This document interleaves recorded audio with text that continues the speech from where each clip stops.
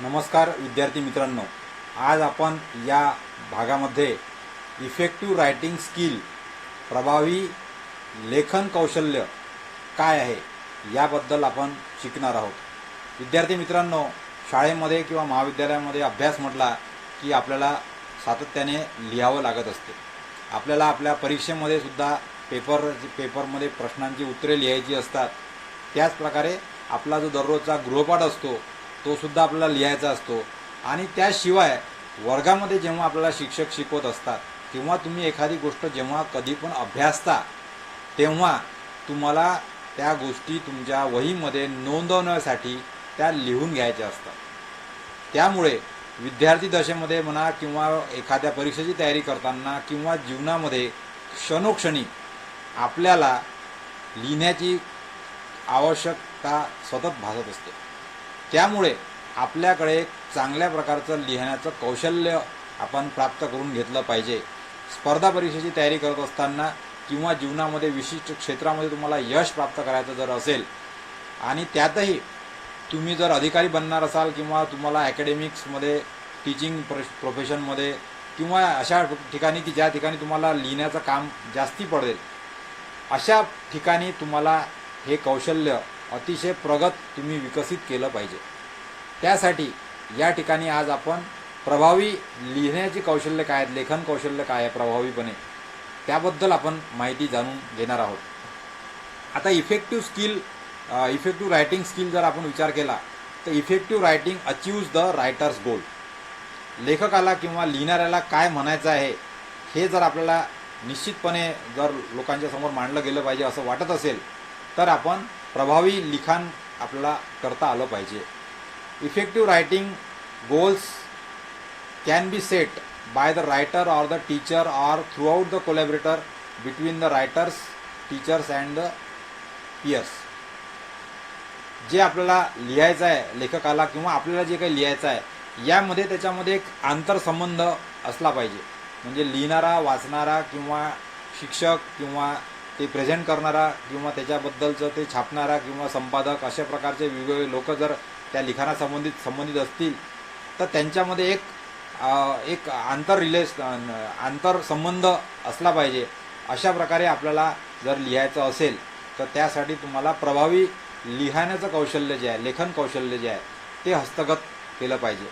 Effective writing is appropriate for the intended audience and the context. हे महत्त्वाचं आहे अजून की प्रभावीपणे केलेलं जे लिखाण आहे ते विशिष्ट वाचक कोण आहे किंवा त्याचा ऐकणारा कोण आहे किंवा त्याला कोण वाचणार आहे, रेफर करणार आहे हे लक्षात घेऊन त्यानुसार ते लिहिलं गेलेलं असते। त्यामुळे लिखाण करत असताना ते समोरचा ऑडियन्स कुठल्या वयाचा, कुठल्या क्षेत्रातला कसा असेल, त्याला ते कशा प्रकारे समजेल या दृष्टिकोनातून जर आपल्याला लिखाण करायचं असेल तर तुम्हाला इफेक्टिव्ह रायटिंग हे स्किल चांगल्या प्रकारे आलं पाहिजे।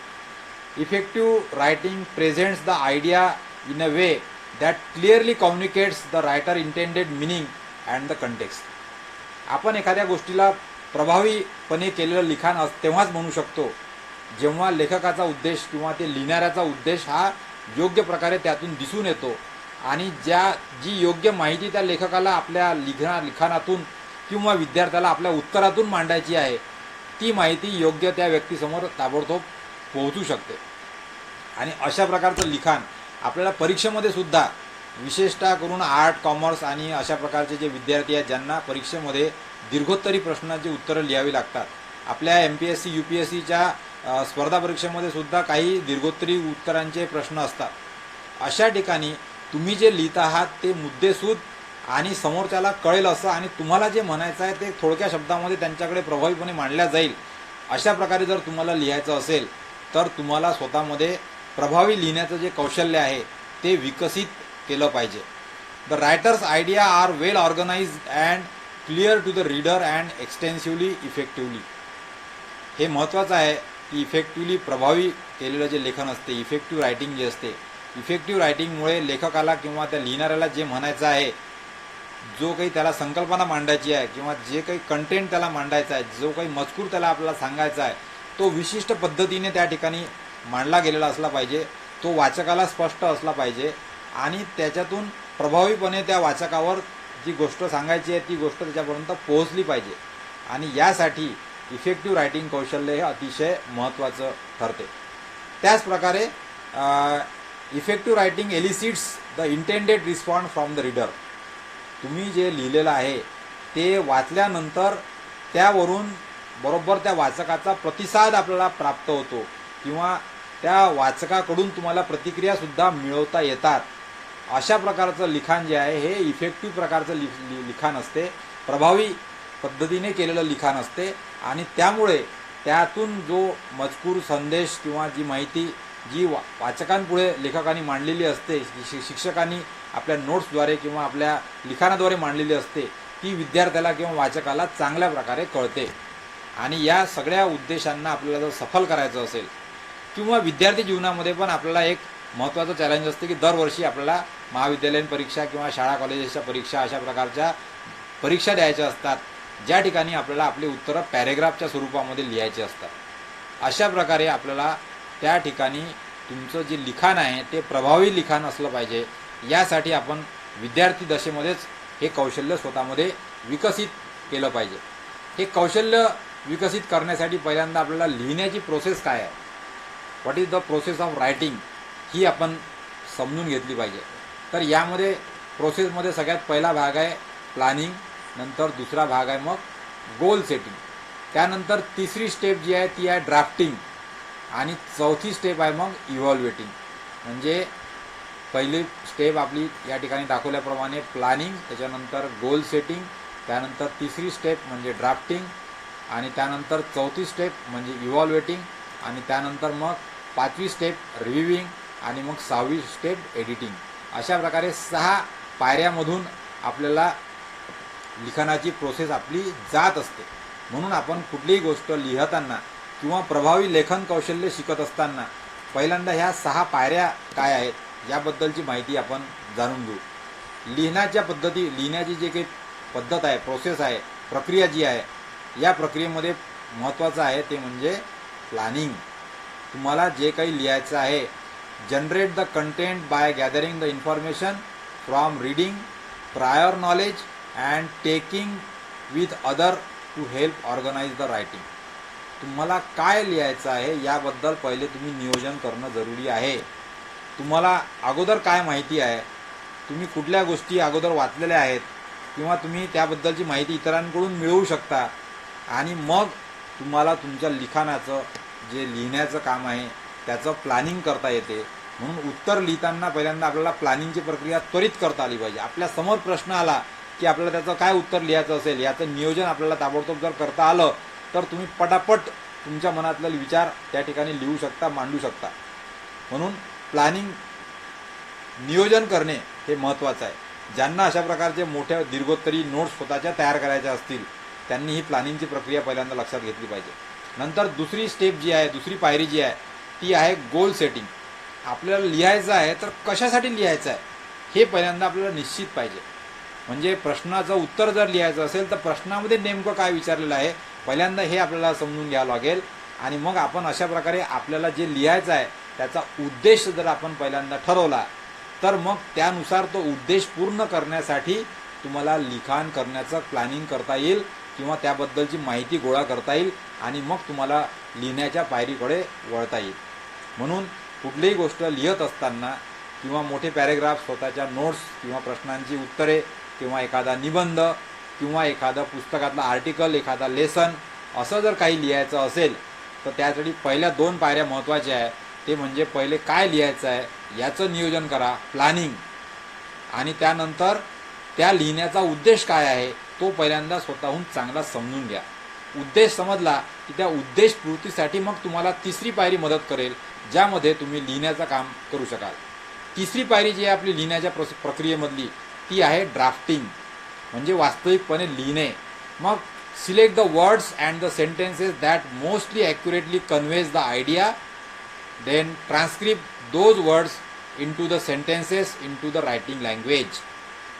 मग तुम्हाला ज्याही भाषेमध्ये जे लिहायचं असेल त्यासाठी तुम्ही ड्राफ्टिंग म्हणजे एक कच्चा मसुदा तयार करता आला पाहिजे. तुम्हाला कच्चा मसुद्यामध्ये तुम्हाला काय लिहायचं आहे तर फक्त महत्त्वाचे ठळक ठळक शब्द किंवा मुद्दे लिहायचे आहे. अशा प्रकारचं तुम्ही पहिल्यांदा नियोजन केलं, त्यानंतर तुमचा उद्देश ठरवला आणि त्या उद्देशपूर्तीसाठी मग तुम्हाला एक कच्चा मसुदा तुम्हाला ठरवता आला पाहिजे. किंवा परीक्षेमध्ये वगैरे असं जर लिहायचं असेल तर आपल्या नजरेसमोर ते कच्चा मसुदा ताबडतोब आला पाहिजे, ते सगळे शब्द आपल्याला दिसले पाहिजेत आणि मग त्याच्या माध्यमातून आपल्याला पुढचं काम लिहिण्याचं पूर्ण करता येऊ शकेल. तर ड्राफ्टिंग किंवा कच्चा मसुदा तयार करणे ही तिसरी पायरी आपल्याला समजून घेतली पाहिजे. यासाठी जे लिहायचं आहे त्यातले महत्त्वाचे मुद्दे, महत्त्वाच्या संकल्पना, महत्त्वाच्या संज्ञा, महत्त्वाचे शब्द, अशा कुठल्या गोष्टी बाबी मांडायच्या आहेत याची जर यादी केली तर आपला कच्चा मसुदा तयार होतो आणि त्याच्या मदतीने आपल्याला पुढची लिहिण्याची प्रक्रिया करता येते. त्यानंतर मग लिहिण्याच्या प्रक्रियेमधली चौथी महत्त्वाची जी प्रक्रिया आहे ती म्हणजे evaluating. Based on the self review or the external feedback determine whether the text matches the writer's goal. आपण जे लिहितो आहे ते आपण मग तपासलं पाहिजे. आपण जे काही उद्देश ठरवलेले आहेत लिहिण्याचे किंवा जे नियोजन केलेलं आहे किंवा प्रश्नामध्ये जे नेमकं विचारलेलं आहे ते आपण आपल्या कच्च्या मसुदामध्ये बरोबर घेतलं का, याबद्दलचं पृथक्करण करणे, याबद्दलची तपासणी करणे, या पायरीला आपण म्हणतो इव्हॅल्युएटिंग. म्हणजे जे आहे ते जे लिहिणार आपण, जे लिहिण्याचं ठरवलेलं आहे त्याला एकदा तपासून घेणे, ही चौथी पायरी होय आपल्याली लिहिण्याची. आणि मग आपली जी पाचवी पायरी आहे ती आहे रिवायझिंग. मग तुम्ही तिसऱ्या आणि चौथ्या पायरीमध्ये ड्राफ्टिंग आणि इव्हॅल्युएटिंग यामध्ये तुम्ही कच्चा मसुद्याचा वापर करून तुमचं लिहिण्याचं काम हे पुढे नेऊ शकता. तुम्हाला जे अपेक्षित आहे, जो निबंध लिहायचा असेल, पॅराग्राफ लिहायचा असेल, प्रश्नाचं उत्तर लिहायचं असेल किंवा जे लिहायचं असेल ते तुम्ही लिहू शकता. आणि ते लिहिल्यानंतर मग तुम्ही ते लिहिल्यानंतर एकदा स्वतःहून वाचून काढायला पाहिजे. त्याला आपण म्हणतो revising. Make changes to the text based on the self evaluation and feedback from the others. तुम्ही ते लिहून काढल्यानंतर ते स्वतःच वाचा किंवा एखाद्या दुसऱ्या व्यक्तीला वाचायला द्या आणि त्यांनी सांगितलेल्या सूचना किंवा तुम्हाला असं वाटत असेल, असा जर तुमच्याकडे वेळ शक्य असेल तर तुम्हाला त्याच्यामध्ये रिव्हिजन करता आली पाहिजे, रिव्हिजन केली पाहिजे. परीक्षेमध्ये यासाठी वगैरे वेळ नसतो, परंतु म्हणूनच आपण ही प्रक्रिया आता समजून घेतो आहे. परीक्षेच्या अगोदर ही प्रक्रिया तुम्ही व्यवस्थितपणे सहजासहजी तुम्हाला वापरता आली पाहिजे अशी स्वतःची तयारी तुम्हाला करायची आहे. विशेषतः करून स्पर्धा परीक्षेची तयारी करत असताना हे रायटिंग स्किल अतिशय महत्त्वाचं आहे. कारण यामध्ये तुम्हाला जे मोठे दीर्घोत्तरी प्रश्न लिहायचे असतात आणि काही निबंध लिहायचे असतात, अशा वेळेला तुमच्याजवळ उपलब्ध असलेलं जे भरपूर ज्ञान आहे ते नेमकेपणाने मांडलं गेलं पाहिजे आणि त्याच्याकरता वेळसुद्धा निर्धारित केलेला असतो. तेवढ्या वेळेमध्येच तुम्हाला तेवढं मोठं लिहिलं गेलं पाहिजे. अशी जे चॅलेंज आहे हे चॅलेंज स्वीकारण्यासाठी याचा सराव आपल्याला आतापासून शालेय जीवनापासून जर आपण सुरू केला तर त्याचा फायदा निश्चितच आपल्याला आपल्या जीवनामध्ये सगळ्याच बाबतीमध्ये कुठे पण तुम्हाला यश प्राप्त करताना तुम्हाला स्वतःची लेखन कौशल्य जे आहे ते चांगल्या प्रकारे विकसित करता येणार आहे. आणि मग लिहिण्याच्या प्रक्रियेमध्ये मग जी सहावी प्रक्रिया आहे ती आहे एडिटिंग. एकदा लिहिल्यानंतर जर तुमच्याकडे जर भरपूर वेळ असेल तर मग पुन्हा तुम्ही त्याला वाचू शकता. मग त्याच्यामधलं ग्रामर, मग त्यातल्या वाक्याच्या रचना, त्याची चुका किंवा वाक्य मागे पुढे करणे, अशा प्रकारच्या गोष्टीसुद्धा तुम्हाला तयार करता येतील आणि मग तुम्ही तुमचं एक फायनल रायटअप जे आहे ते तयार करू शकता. परंतु परीक्षेमध्ये वगैरे अशा प्रकारच्या पद्धती करत असताना तुम्हाला याचा सराव लागेल, कारण तिथे काही एडिटिंगसाठी आणि रिव्ह्यूइंगसाठी वेगळा वेळ आपल्याजवळ नसतो. त्यामुळे पहिल्या 4 पायऱ्यामध्येच तुमचं काम व्हायला पाहिजे आणि त्या ठिकाणी तुम्हाला दीर्घोत्तरी उत्तर तुमचं लिहिण्याची तुम्हाला तयारी करता आली पाहिजे. आणि म्हणून यासाठी स्वतःच्या नोट्स तयार करणे हे एकदम सगळ्यात महत्त्वाचा भाग आहे. स्वतःच्या नोट्स तयार करताना या प्रकारची लिहिण्याची प्रक्रिया आपण फॉलो करून जर आपल्या स्वतःच्या नोट्स बनवण्याचा प्रयत्न केला तर त्याच्यामुळे आपली प्रॅक्टिस होईल आणि ही प्रक्रिया पण आपल्याला चांगलं समजेल आणि आपलं जे लिखाण आहे ते प्रभावी होऊ शकेल. We can achieve the effective writing skill. तर या पद्धतीने आपल्याला लक्षात घेतलं पाहिजे की जे प्रभावी लिखाण आपण करतो आहे त्याचं स्ट्रक्चर कसं असलं पाहिजे, कसा ढाचा असला पाहिजे तुमच्या प्रभावी लिखाणाचा, हे आपण लक्षात घेतलं पाहिजे. Good writing has a clearly developed beginning, middle and the ending. Each main point and supporting detail is arrange in an order that is easy to follow. हे स्ट्रक्चर असते आपल्या लिखाणाचं. लिहित असताना या चित्रामध्ये दाखवल्याप्रमाणे इंट्रोडक्शन, नंतर मग मधला भाग आणि मग नंतर शेवटचा भाग, असे 3 भाग तुमच्या लेखनामध्ये असले पाहिजे. परीक्षेमध्ये सुद्धा उत्तर लिहिताना सुरुवातीला आपल्याला त्या विषयाची सुरुवात करतानाचा परिचयाचा मसुदा पहिल्यांदा आला पाहिजे. नंतर मधल्या भागामध्ये तुम्हाला खरं जे उत्तर मांडायचं आहे ते मांडलं गेलं पाहिजे आणि शेवटच्या भागामध्ये त्या सगळ्या लिहिलेल्या मजकुरावरून त्या प्रश्नामध्ये नेमकं जे वापरलेलं आहे बा त्याची पूर्तता वरील मजकुरामध्ये झालेली आहे बा अशा प्रकारचा मजकूर या ठिकाणी लिहिला गेला पाहिजे. आणि म्हणून ही स्लाईड तुमच्यासाठी महत्त्वाची आहे की इंट्रोडक्शन कसं लिहायचं ते या ठिकाणी सविस्तरपणे दिलेलं आहे, ते तुम्ही समजून घेऊ शकता. नंतर त्याच्या बॉडीमध्ये मधल्या भागामध्ये काय लिहायचं ते तुम्ही या ठिकाणी समजून घेऊ शकता आणि शेवटच्या भागामध्ये काय लिहायचं. तर सुरुवात, मधला भाग आणि शेवट अशा 3 भागामध्ये जर आपण विभागणी करायचं ठरवलं तर तुम्हाला कुठलीही गोष्ट जी आहे ती मुद्देसूदपणे व्यवस्थितपणे मांडता येते. आणि त्यासाठी मग या ठिकाणी एक तक्ता आणखीन दिलेला आहे आपण की तुमचं जे लिखाण आहे त्याचं स्वरूप कसं असलं पाहिजे. ते स्वरूप समजण्यासाठी पॅरेग्राफ जर असेल तर तुम्हाला मधल्या भागात काय लिहायचं आणि काय प्रक्रिया करायची किंवा सुरुवातीला काय लिहायचं, शेवटी काय लिहायचं या संबंधीचं या ठिकाणी माहिती तुम्हाला दिलेली आहे. ती माहिती आपण लक्षात घेऊन आपल्याला उत्तर पॅरेग्राफमध्ये लिहायचं असेल तर मग आपल्याला सेंटेन्सेस छोटे छोटे लिहायचे आहे.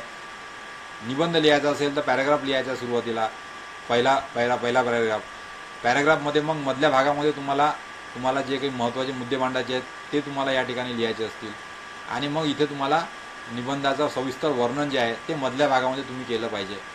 आणि शेवटच्या भागामध्ये मग तुम्हाला त्या पॅरेग्राफमध्ये जे काही महत्त्वाची एक मुद्दा आपल्याला प्रश्नाचं उत्तर असेल किंवा जे असेल त्याची माहिती जी मांडल्या गेलेली आहे बा अशा प्रकारचं एक शेवटचं वाक्य या ठिकाणी असलं पाहिजे.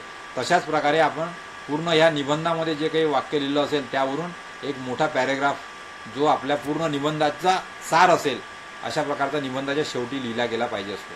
अशा प्रकारे ह्या 3 भागांवर आपण आपल्या पूर्ण लिखाणाची जी विभागणी आहे ती करू शकतो. त्यानंतर मग लिखाण करत असताना किंवा लिहित असताना प्रश्नांची उत्तरे लिहित असताना आपल्याला त्या प्रश्नाच्या मागची भूमिका किंवा त्याच्यामध्ये तुम्हाला काय मुद्दा मांडायचा आहे ज्याला आपण आयडिया म्हणू शकतो, काय तुमची कल्पना आहे त्या उत्तर मांडण्याबद्दलची किंवा उत्तर लिहिण्यासंबंधीची किंवा तो मजकूर लिहिण्यासंबंधीची ती पहिल्यांदा तुम्हाला मांडता आली पाहिजे. So effective writing presents the interesting information about the specific topic ज्याला आपण आयडिया म्हणतो.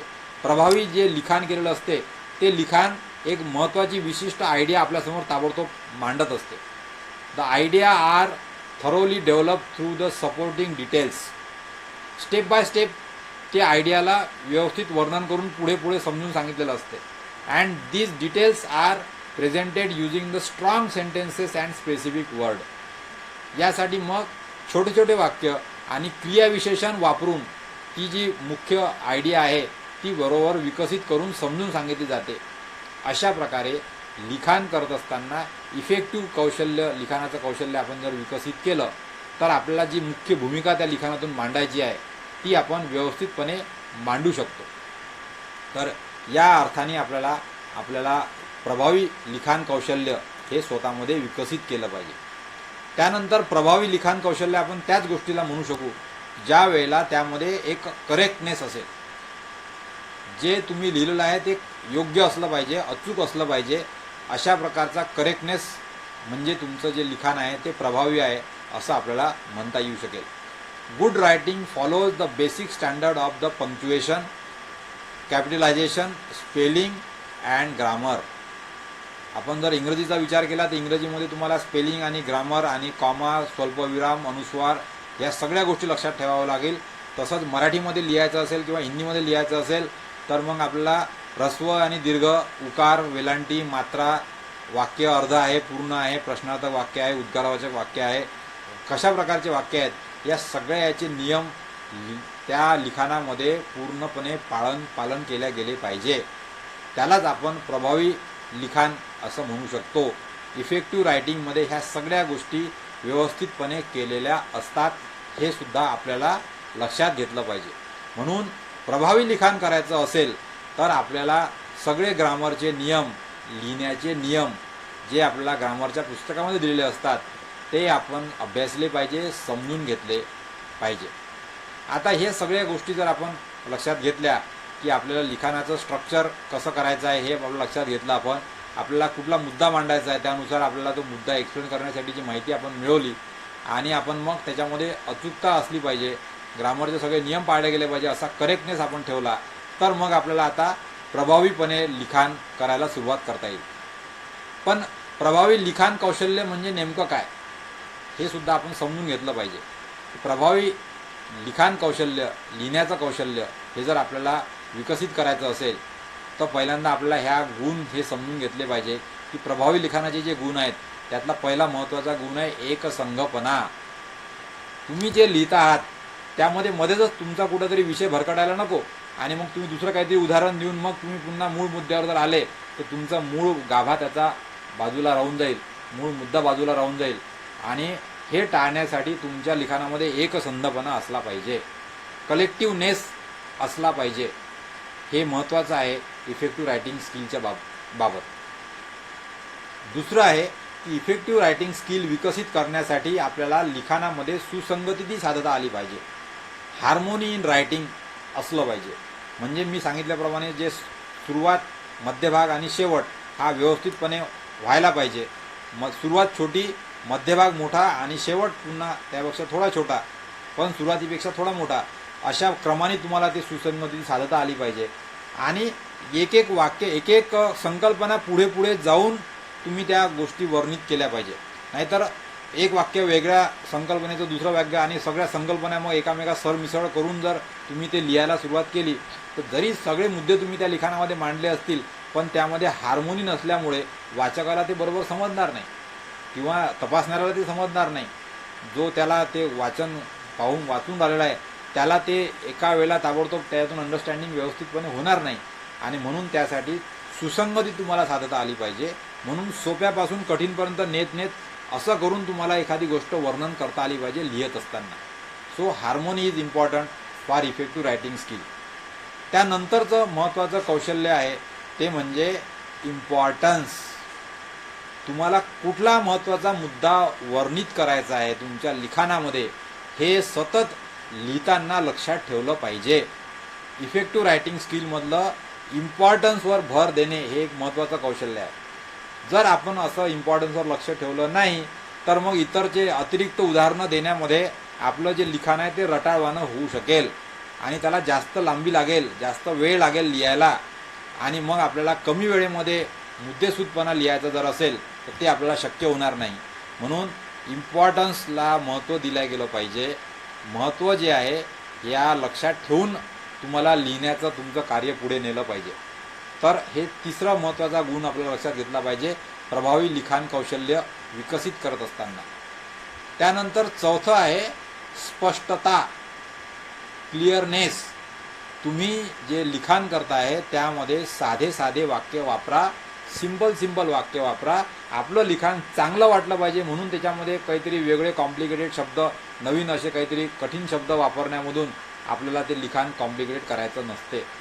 म्हणून तुम्हाला जे मानायचं आहे ते छोट्या वाक्यामध्ये स्पष्ट शब्दामध्ये मांडा. एक खूप मोठं असं वाक्य, अडचणीचं वाक्य, कॉम्प्लेक्स सेंटेन्स तयार करायच्या ऐवजी सिंपल सेंटेन्समध्ये जर आपण मांडायला सुरुवात केली तर एक एक करून तुम्हाला तुमचे मुद्दे जेव्हा तुम्हाला जी माहिती सांगायची आहे ती तुम्हाला मांडता येईल. त्यानंतर मग पाचवं महत्त्वाचं गुण आपण लक्षात घेतला पाहिजे तो म्हणजे परिपूर्णता. तुम्ही जे उत्तर लिहिलेलं आहे हे परिपूर्ण असलं पाहिजे. तुम्ही जो पॅराग्राफ लिहिला असेल किंवा तुम्ही एखादा निबंध लिहिला असेल किंवा एखादा लेख लिहिला असेल तर तो परिपूर्ण असला पाहिजे, कम्प्लीटनेस असला पाहिजे. त्यामध्ये काहीतरी भाग सुटून गेला बा अशा प्रकारचं त्याच्यामधून भाव निर्माण व्हायला नको. म्हणून प्रभावी लिखाण कौशल्य विकसित करताना तुमच्या लिखाणामध्ये परिपूर्णता राहील ही गोष्टसुद्धा आपल्याला शिकायची असते. त्याचप्रकारे मग दुसरा महत्त्वाचा गुण आहे तो म्हणजे जेंटलनेस. तुम्ही लिहत असताना तुमच्या लिखाणामध्ये सभ्यता असली पाहिजे. आजकाल किचकट तर आपल्याला काही लिहिता येते, आरोप तर आपल्याला करता येऊ शकतात, निगेटिव्ह गोष्टी तुम्हाला मांडता येऊ शकतात, परंतु विद्यार्थी दशेमध्ये किंवा शालेय जीवनामध्ये किंवा ॲकॅडमिक्समध्ये, शैक्षणिक क्षेत्रामध्ये जेव्हा तुम्ही लिखाण करता आहात तर त्या ठिकाणी तुम्हाला सभ्यतेचे नियम पाळले पाहिजे. आणि तुम्ही जे काही मांडता आहात, जे काही तुमचे मुद्दे असतील, जो काही तुमचा गाभा असेल तो सभ्यतेनेच चांगल्या शब्दांचा वापर करूनच तुमच्या ज्या काही भाषा असेल हिंदी, इंग्रजी, मराठीमध्ये त्या भाषेमध्ये तो मांडला गेला पाहिजे. तर सभ्यता हे सुद्धा एक इफेक्टिव्ह रायटिंगचं कौशल्य आहे. तुमच्या लिखाणामध्ये तशा प्रकारचे शब्दप्रयोग झाले पाहिजे. त्यानंतर मग आहे क्रम, सिरियल ऑर्डर. प्रभावी लिखाण कौशल्यामध्ये सोप्यापासून कठीणपर्यंत जर तुम्ही असा फ्लो जर ठेवला तुमच्या लिखाणाचा, तर ती गोष्ट आपोआप उलगडत जाते आणि ती वाचकाला ताबडतोब बरोबर समजते. अशा पद्धतीने तुमच्या लिखाणामध्ये एक विशिष्ट प्रकारचा क्रम तुम्ही जर फॉलो केला, काही ठिकाणी सायन्स आणि गणित अशा प्रकारचे जे विषय असतील त्यांना वर्णन करण्यासाठी आपण पायरी पायरीने बरोबर एक एक संकल्पना जर उकलत गेलो तर तुमचं जे लिखाण आहे ते स्पष्ट आणि ते समजायला सोपं जातं. त्यानंतर मग आणखीन एक प्रभावी लिखाण कौशल्याचं एक महत्त्वाचं तत्त्व आणखीन एक आहे, ते म्हणजे ब्रीफनेस, संक्षिप्तता. तुम्ही कुठल्या कामासाठी लिखाण करताय, तुम्हाला वृत्तपत्रामध्ये लिखाण लिहायचं आहे की तुम्हाला एक लेख लिहायचा आहे की तुम्हाला एखादं भाषण लिहायचं आहे की तुम्हाला एखादा निबंध लिहायचा आहे किंवा तुम्हाला प्रश्नाचं उत्तर लिहायचं आहे. विशेषतः परीक्षेमध्ये उत्तर लिहित असताना तुमच्याजवळ वेळ निश्चित असतो आणि त्याला गुण निश्चित असतात. मग जेवढे मार्क ठरलेले आहे तेवढ्यानुसार किती लिहायचं हे तुम्हाला जर माहीत असेल तर मग तुम्हाला उपलब्ध असलेले सगळे ज्ञान ते तेवढ्याच शब्दामध्ये, मोजक्या शब्दामध्ये मांडलं गेलं पाहिजे. नाही तर आपल्याला खूप सारं माहीत आहे म्हणून तुम्ही खूप मार्क मोठं लिहित बसले आणि त्याला फक्त 3च मार्क असतील, तर तुम्ही 4-5 पानाचं लिहून ठेवून दिलं तिकडे, तर ते काही कामाचे नाही. तुमचा वेळ वाया गेला मित्रांनो. परीक्षेमध्ये आपलं असं चालणार नाही. आणि म्हणूनच आपल्याला प्रभावी लिखाण कौशल्याचे हे नियम समजून घेतले पाहिजे. किंवा तुम्हाला निबंध लिहिताना सुद्धा वेळेची मर्यादा असते किंवा शब्दांची मर्यादा असते.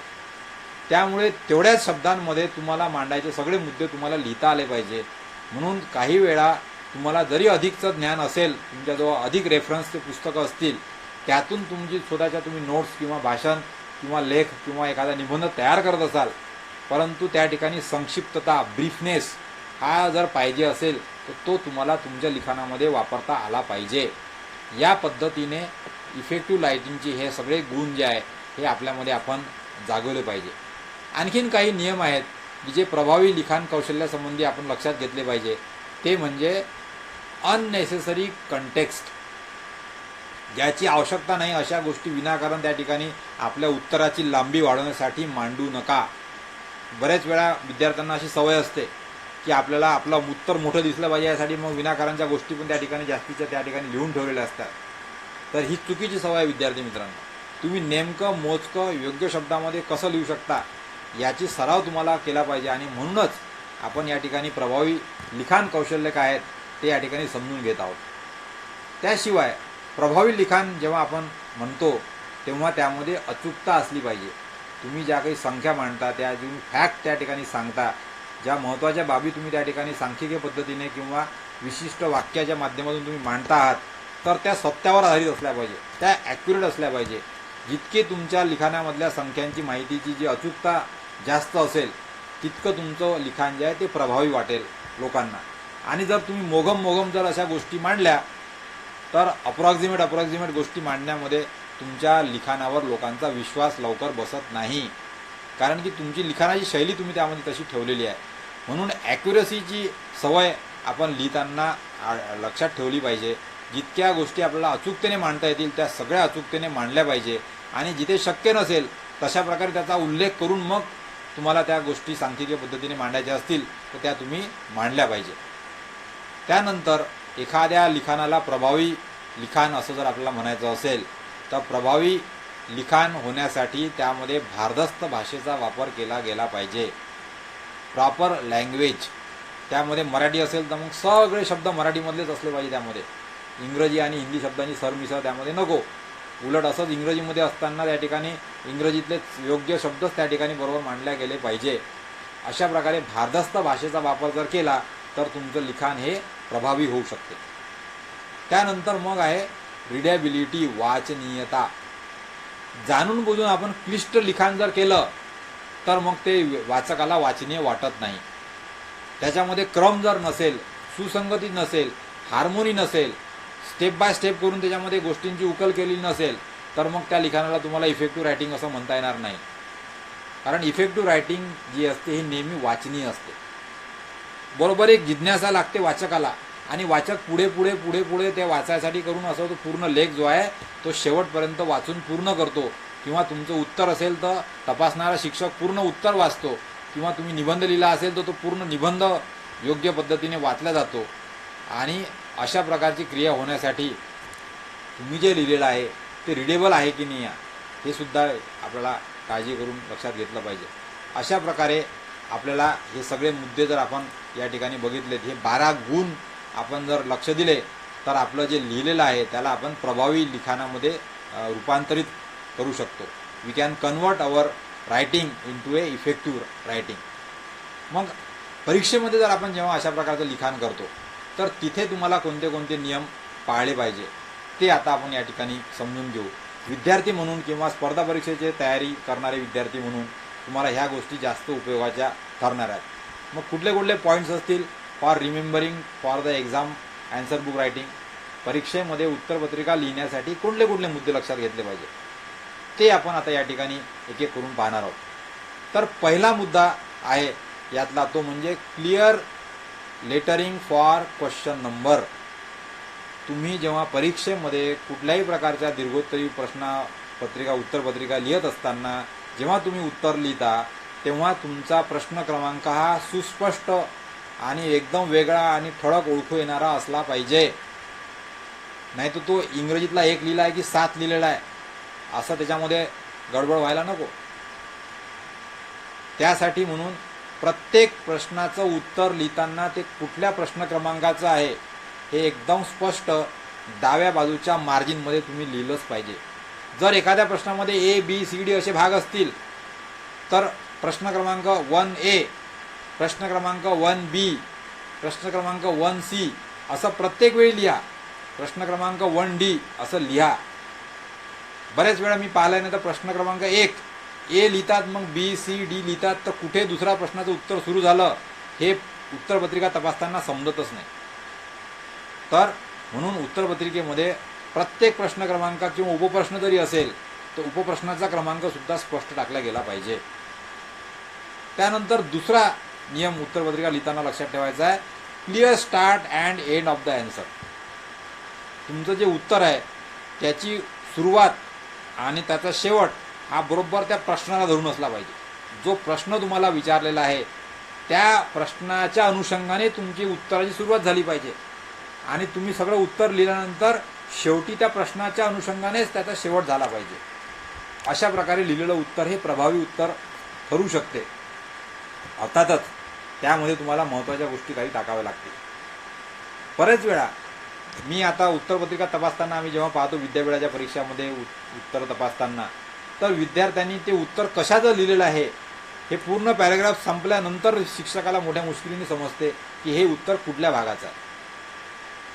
म्हणून यासाठी जेव्हा तुम्ही प्रश्न क्रमांक टाकता त्यानंतर त्या प्रश्नातलं जे काही हेडिंग आहे मुख्य ते हेडिंग पहिल्यांदा तुम्ही टाकलं पाहिजे. हा तिसरा नियम आपल्याला लक्षात ठेवायचा परीक्षेमध्ये उत्तर सोडवताना. Heading of every answer should be written always in the answer book. तुम्हाला त्या ठिकाणी असं विचारलेलं आहे की रिमोट सेन्सिंगचे फायदे सांगा असा प्रश्न पेपरमध्ये आलेला आहे. प्रश्न क्रमांक 4A आहे तर प्रश्न क्रमांक 4A रिमोट सेन्सिंगचे फायदे असं हेडिंग तुम्ही टाकलं पाहिजे पहिल्यांदा आणि मग उत्तर लिहायला सुरुवात केली पाहिजे. बरेच विद्यार्थी मी पाहतो की असं हेडिंग काहीच टाकत नाही, क्वेश्चन 1 आणि A आणि डायरेक्ट उत्तर सुरू. ते उत्तर कशाचं आहे, काय आहे, तुम्ही काय लिहून आलेले आहे याला प्रभावी लिखाण म्हटलं जात नाही आणि अशा वेळी मग आपल्याला मार्क कमी पडतात. म्हणून लिहिताना अशा प्रकारे लिहिलं गेलं पाहिजे की वाचणाऱ्याला त्यापासून त्रास व्हायला नको, वाचणाऱ्याला ते वाचनीय वाटलं पाहिजे. अशाच प्रकारे जेव्हा विद्यार्थी परीक्षेमध्ये उत्तरं लिहितो तेव्हा तपासणाऱ्या शिक्षकाला ते वाचनीय वाटलं पाहिजे आणि त्यांनी ते पूर्ण वाचलं पाहिजे आणि म्हणजे तो योग्य प्रकारे गुणदान तुम्हाला तुमच्या उत्तराला करू शकेल. आणि म्हणून प्रत्येक प्रश्नाच्या उत्तराला वरते हेडिंग असलं पाहिजे हे लक्षात ठेवा. ज्याबद्दलचं तुमचं उत्तर असेल किंवा ज्याबद्दलचा प्रश्न असेल त्या प्रश्नावरूनच तुम्हाला हेडिंग तयार करता येते आणि त्या हेडिंगला मग अंडरलाईन करा. म्हणजे उत्तरपत्रिकेमध्ये स्पष्ट दिसलं पाहिजे की प्रश्न क्रमांक 4A रिमोट सेन्सिंगचे फायदे त्याला अंडरलाईन आणि मग तुम्ही उत्तर लिहायला सुरुवात करू शकता. तर हे तुम्ही लक्षात घेतलं पाहिजे. त्यानंतर मग तुमच्या उत्तरामध्ये बुलेटेड पॉईंट्स असले पाहिजे, ज्या ठिकाणी तुम्हाला दीर्घोत्तरी पॅरेग्राफ लिहायचा आहे. तर असा पॅरेग्राफ लिहित असताना पहिल्यांदा तुमचे छोटे छोटे 2-3 मुद्दे पहिले सुरुवातीला लिहून टाका तुम्ही उत्तरामध्ये.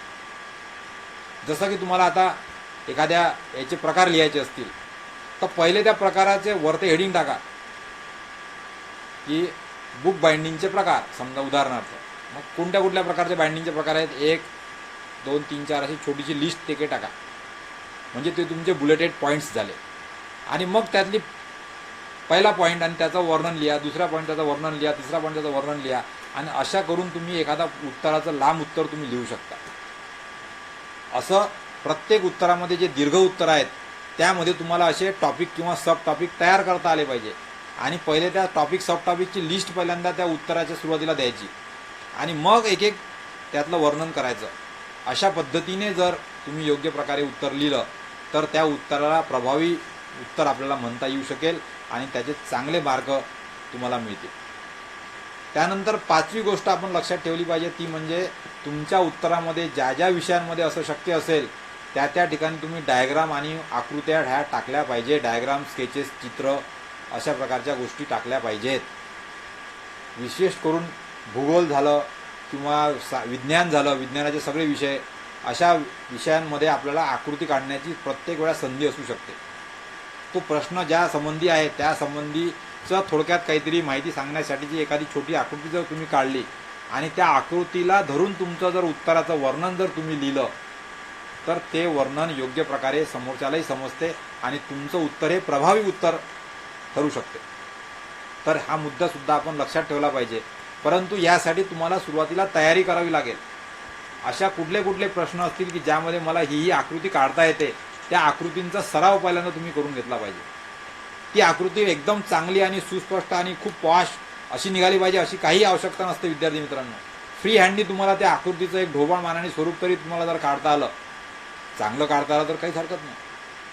म्हणून मी अगोदरच्या पाठामध्ये पण तुम्हाला सांगितलेलं आहे की आपलं अभियांत्रिकी चित्रकला हे जर आपण जर सुधारलं तर त्याचा फायदा अशा प्रकारचे डायग्राम, चित्र, ग्राफ, आलेख, आकृत्या उत्तरांच्या सोबत काढण्यामध्ये आपल्याला त्याचा फायदा होतो आणि तुमचं उत्तर तुम्ही प्रभावी पद्धतीने मांडू शकता. त्यानंतर 6वा नियम आपण लक्षात घेतला पाहिजे तो म्हणजे end mark after every answer. प्रत्येक प्रश्नाचं उत्तर संपल्यानंतर शेवटी खाली तिकडे एक सरळ रेष आणि असा एक क्रॉस आणि पुन्हा एक सरळ रेष, म्हणजे इथे उत्तर संपलं अशी एक आडवी रेष तिकडे तुम्ही खाली मांडली पाहिजे. म्हणजे वाचकाला किंवा तपासणाऱ्या शिक्षकाला कळलं पाहिजे की इथे या प्रश्नाचं उत्तर संपलेलं आहे तुमचं म्हणून आणि तुम्हाला पुढे काही आता लिहायचं नाही आहे म्हणून. म्हणून प्रत्येक उत्तरपत्रिकेमध्ये लिहित असताना तुमच्या प्रश्नाचं उत्तर संपलं असेल तर त्या ठिकाणी एक आडवी रेष मारायला विसरू नका. तुमचा प्रश्नाचं उत्तराचा शेवट हा तुम्ही केलेला त्या ठिकाणी दिसला पाहिजे. त्यानंतर 25% रिमेनिंग पार्ट हा तुमचा सुरुवातीचा जर असेल तर तो तुम्ही उत्तरपत्रिकेच्या खालच्या भागामध्ये सुरू करू नका. 25% remaining start on the new page. प्रश्न उत्तर लिहित असताना आपण एखादा उत्तर लिहित येतो आणि ते मग पानाच्या शेवटीपर्यंत येऊन संपून जाते आणि मग थोड्याशाच 5-6 लाईनी शिल्लक असतात. तर तिथे मग नवीन प्रश्नाचं उत्तर सुरुवात नाही करायचं, हे लक्षात ठेवा. म्हणजे पूर्ण पान तुमचं जे उत्तरपत्रिकेचं आहे त्यातला पाऊण भाग जर भरलेला असेल तर खालचा 25% भाग, पाव भाग तुमचा शिल्लक जरी असेल तर तो कोरा सोडून द्यायचा आणि नवीन पानावर नवीन प्रश्नाचं उत्तर सुरू करायचं. हा सुद्धा नियम उत्तरपत्रिका लिहिताना लक्षात ठेवला पाहिजे. कारण की तुम्ही हेडिंग काय लिहिलेलं आहे, त्यातले तुमचे महत्त्वाचे मुद्दे काय आहेत हे फक्त तुमचे सुरुवातीच्या पानावर येतील आणि मागच्या पानावर फक्त त्याचा पॅरेग्राफ येईल आणि तपासणाऱ्याला ते थोडंसं अडचणीत जाते. म्हणून या पद्धतीने आपल्याला लक्षात घेतलं पाहिजे की नवीन उत्तर खाली जर 5-6 ओळी जास्त शिल्लक राहिल्या असतील तर नवीन उत्तर हे नवीन पानावर सुरुवातीपासून वरच्या भागापासून सुरुवात करायला पाहिजे. त्यानंतर मग प्लॅन युअर टाईम शेड्यूल हा सुद्धा महत्त्वाचा नियम परीक्षेमध्ये उत्तरं लिहिताना सोडवलं पाहिजे. परीक्षेमध्ये तुमचं पूर्णपणे नियोजन पाहिजे. आपण आणखीन पुढच्या काही पाठांमध्ये हे शिकणार आहोत की तुमचा 3 तासाचा पेपर आहे. एकूण प्रश्न किती सोडवायचे आहेत तर आपल्याला 6 प्रश्न सोडवायचे आहेत. मग 6 प्रश्नामध्ये प्रत्येकामध्ये ए बी असे भाग आहेत. म्हणजे 6 × 2 = 12 प्रश्न सोडवायचे आहेत. मग 3 तासामध्ये आपल्याला 12 प्रश्नांचं उत्तर लिहायचे आहे. आणि असं समजा की प्रत्येक प्रश्नाला सारखे सारखे मार्क आहेत. जर प्रत्येक प्रश्नाला सारखे सारखे मार्क असतील तर मग प्रत्येक प्रश्नाकरता सुद्धा वेळ तेवढाच लागायला पाहिजे, एकसारखा लागायला पाहिजे. मग 3 तासाच्या हिशोबाने आपण जर विचार केला तर 3 तासामध्ये 12 प्रश्न लिहायचे आहे. म्हणजे एका तासामध्ये किती प्रश्न झाले? 4 प्रश्न. मग एका तासात जर 4 प्रश्न लिहायचे असतील तर एक प्रश्नाला तुम्हाला किती वेळ लागला पाहिजे? फक्त 15 मिनिटं. असं नियोजन तुम्ही पूर्वीपासून अगोदर तयार करून गेले पाहिजे परीक्षेमध्ये. अशा ज्या स्पर्धा परीक्षा आहेत आपल्या UPSC MPSCच्या, यामध्ये हे सगळं काही निश्चित असते की कुठल्याला किती मार्क असतील, किती वेळ लागायला पाहिजे, याचं नियोजन तुम्हाला स्वतः करता आलं पाहिजे. तुम्ही तुमच्या 8वी 9वी 10वी 12वीच्या ज्या परीक्षा देता त्यामध्ये सुद्धा तुम्हाला वेळेचं नियोजन करता आलं पाहिजे की किती मार्काचा प्रश्न येतो आणि तेवढ्या मार्काच्या प्रश्नासाठी मला किती लिहायचं असते आणि त्याच्याकरता मी किती वेळ माझा वाया घालवला पाहिजे. ग्रॅज्युएशनच्या याच्यामध्ये युनिव्हर्सिटीच्या अभ्यासक्रमामध्ये BA BCom BSc अशा प्रकारचे जे काही ग्रॅज्युएशनचे कोर्सेस आहे त्या ठिकाणी उत्तरे लिहिताना बऱ्याच वेळा मुलांचं असं होऊन जाते की एखाद्या प्रश्नाचं उत्तर आपल्याला चांगलं येते आणि मग ते लंब आपण लिहित बसतो आणि त्याला मार्क तेवढेच असतात आणि मग दुसऱ्या प्रश्नासाठी आपल्याला वेळ कमी पडतो. शेवटी आपले सगळे प्रश्न सोडून होत नाही. याचं कारणच हे आहे की आपण वेळेचं नियोजन केलं नसते आणि मग आपण वेळ असं लिहित बसतो. माझी जी पद्धत आहे ती पद्धत अशी आहे की मी वेळेच्या नियोजनानुसार ठरवून घेतलं की आता मला माहिती आहे की बा एका प्रश्नाला मला 15 मिनिटाचाच वेळ आहे आणि असं करून मला पूर्ण 12 प्रश्न लिहायचे आहेत 3 तासामध्ये. तर मी समोर घड्याळ ठेवतो आणि 15 मिनिटामध्ये त्याचं उत्तर पूर्ण होईल हे लक्षात ठेवतो. जर ते झालं नसेल तर तरी ते उत्तर त्याच ठिकाणी सोडून देतो आणि पुढच्या 15 मिनिटामध्ये दुसऱ्या प्रश्नाचं उत्तर लिहितो. आणि असं करून मी निश्चितपणे एका तासामध्ये बरोबर माझे 4 प्रश्न पूर्ण होतात. मला जरी जास्तीची माहिती असेल, जास्तीचं नॉलेज असेल, तरी मी त्याचं उत्तर जास्त लांबवत नाही, कारण की ते वेळेच्या बाहेर चाललेलं आहे. कारण परीक्षेमध्ये मर्यादित वेळेमध्ये तुम्हाला सगळ्या प्रश्नांची उत्तरे लिहायची असतात. म्हणून त्या ठिकाणी एखादं उत्तर जास्त लिहायचं आणि एखादं उत्तर कमी लिहायचं आणि एखादा प्रश्न सोडून द्यायचा, असं जर केलं तुम्हाला तर तुम्हाला जास्त यश चांगलं मिळणार नाही. तुम्हाला गुणांकन वाढवायचं असेल तर संपूर्ण प्रश्न तुम्ही सोडवले पाहिजे आणि संपूर्ण प्रश्न सोडवायचे असतील तर प्रत्येक प्रश्नाला किती वेळ द्यायचा, किती वेळ माझ्याकडे आहे हे समजून तेवढ्याच वेळामध्ये त्याचं उत्तर लिहायचं आणि यासाठी प्रॅक्टिस करायला पाहिजे.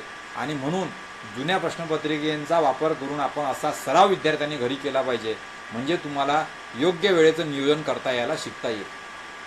असं जर तुम्ही 15-15 मिनिटांमध्ये एक एक प्रश्न बरोबर पूर्ण करत गेले तर तुम्ही 3 तासापर्यंत संपूर्ण 12 प्रश्न पण लिहू शकता.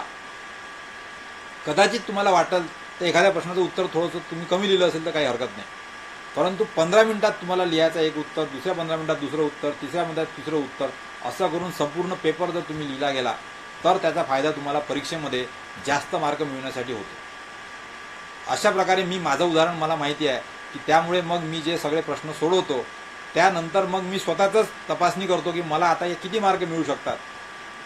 आणि मी बरेच वेळा माझं आकलन केलेलं आहे की माझं जे काही गुणांचं मूल्यांकन असते ते जवळपास 90% तेवढंच तंतोतंत ठरते. 2-3 मार्काचं मागे पुढे होतं त्याच्यामध्ये, कारण की वेळेचं नियोजन करून सगळे प्रश्न सोडवले. मग एका प्रश्नाला किती मार्क किती मिळेल, आपण काय लिहिलं आहे त्याच्यामध्ये, किती योग्य लिहिलं आहे, किती अचूक लिहिलं आहे, याचं आकलन करून आपण आपले गुणांकन सुरुवातीलाच काढून घेऊ शकतो. आणि स्पर्धा परीक्षेच्या बाबतीमध्ये हे बऱ्यापैकी आपल्याला निश्चित करता येते आणि म्हणून हा मुद्दा आपण लक्षात घेतला पाहिजे. त्यानंतर दुसरा आहे अटेम्प्ट ऑल क्वेश्चन. सगळे प्रश्न सोडवले गेले पाहिजे. हे सुद्धा परीक्षेमध्ये यश मिळवण्याचं, हमखास यश मिळवण्याचं, जास्त मार्क मिळवण्याचं एक साधन आहे. तुम्हाला जो वेळ दिलेला आहे अगोदर सांगितल्याप्रमाणे पूर्ण प्रश्न तुम्ही सोडा गेले पाहिजे. याचं जर नियोजन तुम्ही केलं आणि जर तुम्ही पूर्ण सिलेबसचा अभ्यास केलेला असेल तर तुम्ही पूर्ण प्रश्न अटेम्प्ट करू शकता. आणि स्पर्धा परीक्षेमध्ये तर आपला जो भरपूर वेळ असतो तयारी करण्यासाठी, त्यामुळे सगळ्या सिलेबसचं जर तयारी करून गेले तर तुम्ही सगळे प्रश्न अटेम्प्ट जर केले तर तुम्हाला जास्त मार्क मिळण्याची शक्यता असतेच असते. त्यानंतर नो एक्स्ट्रा क्वेश्चन्स. प्रभावी लिखाण कौशल्य लक्षात घेऊन परीक्षेमध्ये आपल्याला उत्तरं लिहायची असतील तर अशा वेळेला आपण विनाकारणचे एक्स्ट्रा प्रश्नांचे उत्तरं सोडवू नयेत. तुम्हाला ए आणि बी पैकी एकच सोडवायचं आहे तर एच सोडवा. बी पण येते बा म्हणून बी सोडवण्यामध्ये आपला वेळ वाया घालू नका. उलट एचंच उत्तर चांगलं करा, आणखीन ते थोडं लांब लिहा वाटल्यास, परंतु आवश्यकता नसताना विनाकारण ऑरचा प्रश्न सोडून आपला वेळ वाया घालवण्यापेक्षा तेवढा वेळ तुम्ही अगोदरच्या त्याला जे उत्तर तुम्ही लिहिलेला आहे, प्रश्न लिहिलेला आहे, सोडवला आहे, त्याचंच उत्तर चांगल्या करण्यामध्ये, त्याची आकृती काढण्यामध्ये, त्याच्यामध्ये वर्णन चांगलं मौलिक वर्णन टाकण्यामध्ये तुम्ही जर तो वेळ वापरला तर तुमचं उत्तर प्रभावी होऊ शकेल आणि अतिरिक्त तपासून तुमच्या मार्गांचा काही गोंधळ तुम्हाला करायचा आवश्यकता पडणार नाही. तर हे सुद्धा गोष्ट आपण लक्षात ठेवली पाहिजे. म्हणून पेपरमध्ये समजा 10 प्रश्न आहे आणि त्यातले फक्त 6 सोडवायचे आहे आणि माझ्याजवळ वेळ होता बा म्हणून मी 7-8 सोडवले बा, काही फायदा नाही.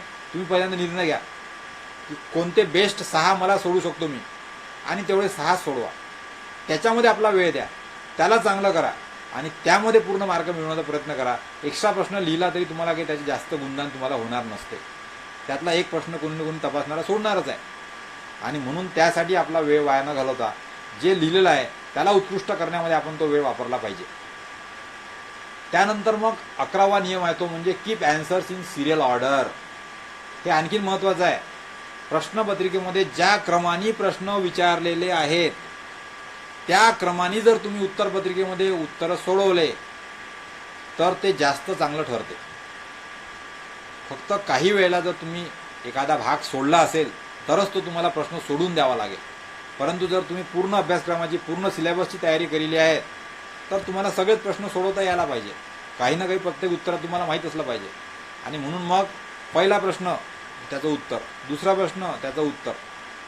मी तर सगळ्या विद्यार्थ्यांना या ठिकाणी सूचना करेल की तुम्ही तुमचा पूर्ण पेपर प्रश्न वाचूच नका. कारण बऱ्याच वेळा मी असं बघितलेलं आहे की पूर्ण प्रश्न वाचल्यामुळे त्या पेपरमधला एखादा शेवटच्या भागातला किंवा मधल्या भागातला एखादा प्रश्न ज्याचं वाचन आपण केलं नसेल, ज्याची तयारी आपण केली नसेल किंवा तेवढा भाग आपण अभ्यासला नसेल आणि त्याच्यावर जर आपल्याला प्रश्न विचारलेला आहे असं आपल्या प्रश्नपत्रिकेत जर आपल्याला आढळलं तर उत्तरं लिहिण्याची सुरुवात करण्यापासून आपल्या मनामध्ये एक भाग आपला एंगेज होऊन जातो की याचा हा प्रश्न विचारला, यार मी वाचलं असतं तर बरं झालं असतं, मला याचं उत्तर माहिती नाही आणि हाच प्रश्न आला परीक्षेमध्ये. आणि मग आपलं मनाचं लक्ष अर्ध त्या प्रश्नाच्याकडे लागलं असतं जो प्रश्नाचं उत्तर आपल्याला माहिती नसते किंवा आपण त्याला अभ्यासलेलं नसते. आणि मग जे उत्तर तुम्ही लिहितात ते सुद्धा तुम्हाला प्रभावीपणे मांडताना तुमचा बराचसा मनाचा भाग तिकडे एंगेज असल्यामुळे तुम्ही ते काम चांगल्या प्रकारे करू शकत नाही. आणि म्हणून मला सूचना करायची आहे की तुम्ही फक्त पहिलाच प्रश्न वाटल्यास त्यातले सगळे आर वगैरे जे असतील ते वाचून घ्या आणि त्यातले कोणते उत्तर लिहायचे ते जेवढे उत्तर माहिती आहे त्याच्यानुसार वेळेचं नियोजन करून तेवढे उत्तरं लिहून टाका. ते लिहिले की मगच दुसरा प्रश्न वाचा आणि किंवा एकामेकाला आर असतील तर तेव्हा तुम्ही वाचू शकता. मग दुसरा प्रश्न वाचा आणि त्याच्यातलं कोणतं बेस्ट प्रश्न तुम्हाला सोडवता येतो त्याचं उत्तर लिहायला सुरुवात करा आणि पूर्ण प्रश्नपत्रिका वाचू नका. कारण की बऱ्याच वेळा असे जे काही टिपिकल प्रश्न आहेत ज्याचं उत्तर किंवा ज्याची तयारी आपली चांगली नसते त्यामुळे आपल्या मनामध्ये नकारात्मक भूमिका तयार होते आणि त्यामुळे आपली कार्यक्षमता घटते. उत्तरपत्रिकेमध्ये, परीक्षेमध्ये असे नवाडे प्रश्न दिसल्यामुळे आपली मानसिकता खचून जाते, तणाव निर्माण होतो आणि मग आपल्याला जे येत असते त्याचं सुद्धा पूर्ण रूपांतरण लिखाणामध्ये व्यवस्थितपणे आपल्याकडून होत नाही. आणि ही स्थिती टाळायची जर असेल तर म्हणून फक्त ज्या क्रमाने प्रश्न विचारलेल्या प्रश्नपत्रिकेमध्ये त्यानुसार प्रश्न वाचा, त्यातले आर वगैरे असतील ते पाहून घ्या आणि त्यातला बेस्ट प्रश्न निवडून त्याचं उत्तर लिहायला सुरुवात करा. दुसरा वाचा, दुसरा लिहा, तिसरा वाचा, तिसरा लिहा आणि याच क्रमाने सगळे उत्तरपत्रिका आपण सोडवली पाहिजे असं आपल्याला लक्षात घेतलं पाहिजे. त्यानंतर मग उदाहरणं जर सोडवायची असतील तर त्या बाबतीमध्ये हा 12वा नियम आपण लक्षात ठेवला पाहिजे की write the given data first in the problem. उदाहरणामध्ये काय दिलेलं आहे, उदाहरणं सोडत असताना सुद्धा आपण याच्यावर एक वेगळं प्रकरण आपल्या अभ्यासक्रमामध्ये आहे, या सुपर 60 कोर्समध्ये आहे, तेव्हा आपण त्याच्याबद्दल सविस्तर पाहणारच आहोत. परंतु उदाहरण जे आहे त्या उदाहरणामध्ये कोणत्या कोणत्या संख्या दिलेल्या आहेत, कोणती माहिती दिलेली आहे याचं पहिल्यांदा गिवन डाटा म्हणजे काय दिलेलं आहे हे आपण पहिले लिहून काढलं पाहिजे वरते आणि मग ते उदाहरण उत्तरपत्रिकेमध्ये सोडवण्याची सुरुवात केली पाहिजे. त्यानंतर 13वा नियम आपण लक्षात घेतला पाहिजे तो म्हणजे use positive suggestions in between. परीक्षेमध्ये उत्तरं लिहिताना स्वतःला स्वयंसूचना देत राहा, सकारात्मक स्वयंसूचना देत राहा की माझा अभ्यास चांगला झालेला आहे आणि मला सगळं आठवते आहे आणि मी आतामध्ये जे लिहिलेलं आहे ते योग्य लिहिलेलं आहे आणि मला पुढचं प्रश्नपत्रिका पूर्ण मी चांगल्या प्रकारे लिहिणार आहे आणि मी या परीक्षेमध्ये यशस्वी होणारच आहेत. अशा प्रकारचे सकारात्मक सूचना, स्वयंसूचना आपण आपल्या परीक्षेमध्ये मधामधात द्यायला पाहिजे. तर त्या माध्यमातून तुम्ही तुमचं पूर्ण 3 तास सकारात्मकता त्या ठिकाणी तुम्ही तुमची कायम ठेवू शकता आणि तुमची जे प्रभावीपणा लिहिण्याची जे कौशल्य आहे ते उपयोगात आणून तुम्हाला तुमची उत्तरपत्रिका चांगल्या प्रकारे लिहिता येते. त्यानंतर जेव्हा जेव्हा तुम्हाला असं काही वाटेल किंवा ताणतणाव आला किंवा मी थकलो लिहून, आता माझी गती कमी होऊन राहिली किंवा असं स्ट्रेस किंवा असं निराशा असं काही वाटत असेल, तर परीक्षेच्या दरम्यान मस्तपैकी पद्धतशीर 1 सेकंद 2 सेकंदासाठी डोळे मिटून चांगला एक लॉंग श्वास घ्या. लॉंग श्वास घेऊन मग तो सहज सोडला की आपल्या शरीरातला सगळा तणाव हा आपोआपच निघून जातो. आणि अशा प्रकारची ही जी प्रक्रिया आहे ही प्रक्रिया अतिशय प्रभावीपणे मी माझ्या परीक्षेमध्ये वापरत असतो. जेव्हा तुम्हाला असं वाटते मस्त शांतपणे असं लांब श्वास घेऊन आपण मनामध्ये विचार करू शकतो की माझं पूर्ण जे ताणतणाव होतं निघून गेला, आता मी पुन्हा रिफ्रेश झालो आहे आणि आता मी पुन्हा नव्या ताकदीने माझं उत्तर लिहायला तयार झालेलो आहे, असा भाव आपण निर्माण करू शकतो परीक्षेमध्ये सोडवत असताना. म्हणून परीक्षेमध्ये असं करायचं. आणि मग 15वा नियम आपण लक्षात ठेवला पाहिजे, तो म्हणजे डोंट बी पॅनिक. परीक्षेमध्ये तणाव घेऊ नका. तणाव घेऊन काही होणार नाही, चिंता करून काही होणार नाही, नकारात्मक विचार आणून काही होणार नाही. तुम्ही परीक्षेमध्ये जे करणार आहे त्याचं फळ तुम्हाला मिळणारच आहे. तुम्ही चांगलं केलं चांगलं फळ मिळणारच आहे, नाही केलं तरी पण तुम्हाला काही ना काही तर मार्ग फळ मिळणारच आहे. तुम्ही तयारी नसेल केली तर तुम्हाला लिहिता येणार नाही. म्हणून त्यामुळे परीक्षेमध्ये विनाकारणची काळजी करायची काही आवश्यकता नाही. आपला महत्त्वाचा भाग असते की सकारात्मक दृष्टिकोन ठेवून जे येते ते पूर्ण तन मन धावून लावून आपण परीक्षेच्या उत्तरपत्रिकेमध्ये आपण मांडून टाकायचा वेळेमध्ये प्रयत्न केला पाहिजे. आणि असं पॅनिक जर तुम्ही झाले नाही तर तुमचं निश्चितच मला माहिती आहे की तुम्ही खूप चांगल्या प्रकारे तुमचं लिखाण त्या ठिकाणी करू शकता.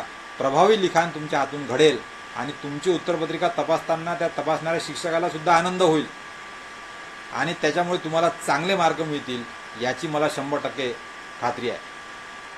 त्याचप्रकारे मग परीक्षा हॉलमध्ये जात असताना परीक्षेच्या अगोदर सुरुवातीला बऱ्याच जणांना सवय असते की आपण एकामेकाला विचारतो किंवा तुझा अभ्यास किती झाला, तुझा अभ्यास किती झाला. त्याच्याऐवजी आपण असं न विचारता, कारण अभ्यास किती झाला असं म्हटलं की आपला मित्र आपल्याला सांगतो की अरे तू हे वाचलं का, मग तो म्हणते नाही मी तर वाचलं, तू नाही वाचलं. आणि असं आपण एकामेकाला एखादी गोष्ट वाचली नाही वाचली यामध्ये पुन्हा आपल्या मनामध्ये नकारात्मक भाव आणत असतो. नेमकं तो एखादा मित्र आपला नवीन काहीतरी वाचून येतो, आपण ते वाचलेलं नसते आणि मग आपल्याला स्वतःला अपराधीपणा वाटते की मी हे वाचलं असतं तर बरं झालं असतं, हेच जर आलं परीक्षेत तर. आणि तिथून मग आपली मानसिक जी शक्ती आहे ती कमी व्हायला सुरुवात होते. हे व्हायला नको. म्हणून तुम्ही काय कोण किती अभ्यास करून आला आपल्याला माहिती आहे, निश्चित सिलेबस दिलेलं होतं, त्याचे पुस्तकं आपणही वाचली असतील, आपल्या मित्रांनी वाचली असतील.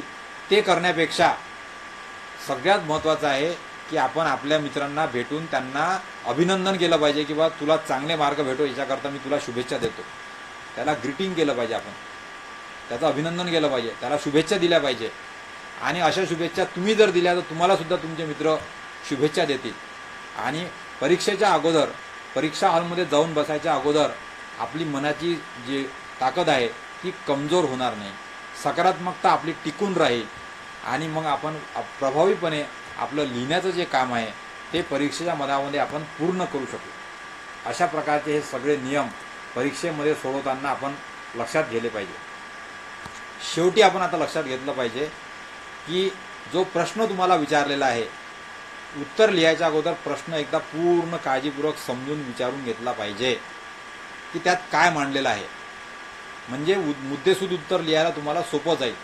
नाही तर प्रश्नामध्ये एखाद दोन शब्द पाहिले आणि एखाद दोन शब्द असेच आहे हा मला माहीत आहे म्हणून आपण डायरेक्ट उत्तर लिहायला सुरुवात केली तर नेमका मूळ मुद्दा प्रश्नाचा कधी कधी, कारण काही प्रश्न असे थोडेसे आपल्याला भूतकाळामध्ये टाकण्यासाठी असे वाक्यरचना बदलून टाकलेले असतात. त्यासाठी एखादा क्लिष्ट शब्द वापरला जातो आणि मग त्याचा अर्थ आपल्याला कळत नाही आणि मग आपण दुसरं उत्तर लिहित बसतो त्या ठिकाणी. आणि हे असं होऊ नये म्हणून प्रश्नाचा अर्थ स्पष्ट समजून घेण्याची सवय आपण लावली पाहिजे. इंग्रजीमध्ये जर प्रश्न असतील तर व्हॉट म्हटलं आहे की व्हेन म्हटलं आहे की डिस्कस म्हटलं आहे की एक्सप्लेन म्हटलं आहे, डिस्क्राईब म्हटलेलं आहे की हाऊ म्हटलेलं आहे की व्हाय म्हटलेलं आहे, हे पूर्ण लक्षात घेतलं पाहिजे. त्यानुसारच तुमचं उत्तर लिहिलं गेलं पाहिजे. आणि म्हणून प्रश्न समजून घेणे ही सगळ्यात पहिली महत्त्वाची गोष्ट लक्षात ठेवली पाहिजे उत्तर लिहित असताना. आणि मग मी अगोदर पण सांगितल्याप्रमाणे पूर्ण पेपर वाचू नका, ही सवय पण आपण लावायची. Don't read whole paper at a time. पूर्ण प्रश्न पेपर वाचून आपला नकारात्मक भूमिका आपल्या मनामध्ये तयार करू नका, त्याला अवॉइड करा. आणि अशा पद्धतीने जर परीक्षेमध्ये आपण उत्तरपत्रिका लिहिण्याचा चंग बांधला, या प्रकारची प्रॅक्टिस आपण केली, मी सांगितलेले सगळे 17-18 नियम आपण जर लक्षात ठेवले, तर मला निश्चित खात्री आहे की तुमची उत्तरपत्रिका एकदम आदर्श उत्तरपत्रिका म्हणून तुम्ही मांडू शकाल, तुम्ही लिहू शकाल. अर्थातच याकरता तुम्हाला स्वयंशिस्तीने प्रयास करावा लागेल, प्रॅक्टिस करावी लागेल. अशा प्रकारची उत्तरपत्रिका तुम्ही जर लिहिण्याचा सराव जर आतापासून जर शालेय जीवनापासून जर टाकला, तर तुम्ही ग्रॅज्युएट होईपर्यंत तुम्हाला एक सुंदर उत्तरपत्रिका लिहिण्याचं स्वतःचं एक वेगळं कौशल्य विकसित करता येऊ शकेल. आणि त्याचा निश्चित फायदा तुम्हाला स्पर्धा परीक्षेमध्ये, विशेषतः UPSC MPSCच्या परीक्षेमध्ये खूप चांगल्या प्रमाणामध्ये होतो, हे लक्षात घ्या मित्रांनो. तर असं कौशल्य तुम्ही या मार्गदर्शनानंतर स्वतःमध्ये विकसित करायला सुरुवात करणार आहात आणि तुम्ही ते प्राप्त करणार आहात. याकरता मी तुम्हाला शुभेच्छा देतो आणि या ठिकाणी थांबतो. धन्यवाद.